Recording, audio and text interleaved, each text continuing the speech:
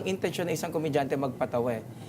Kaya lang kung magkaminsan, hindi ba, kapag sobra kang natitrigger, because right now, hindi ba, parang karapatan mong ma-offend, at tapos pag tinanong ka, ginagaslight ka.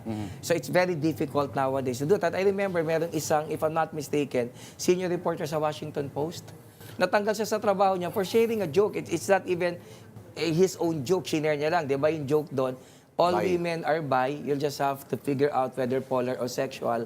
So I mean, I wouldn't do that joke. But I understand what the intention behind that joke is. Pero syempre, papatanggal ka, hindi ba? Ako kasi ang ginawa ko from the very start, wala akong pakialam.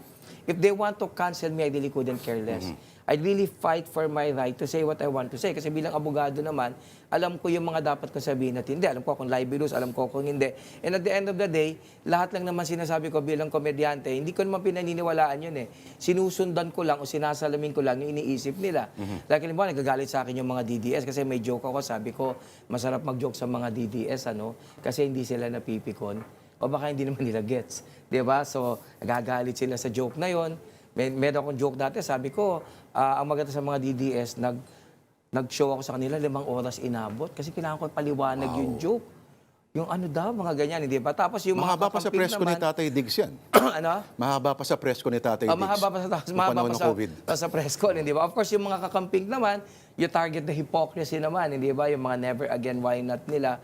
So akala nila, I promote all those ideas. They don't realize that when wear my hat as a lawyer, I'm just basically articulating their own thoughts. Kumbaga, reflection yun ng iniisip nila, not necessarily from me. Although, pag nanood ka ng show ko, may sarili akong opinion, which of course, hindi nakikita kasi masyado siyang mahirap i-share sa SOCMED.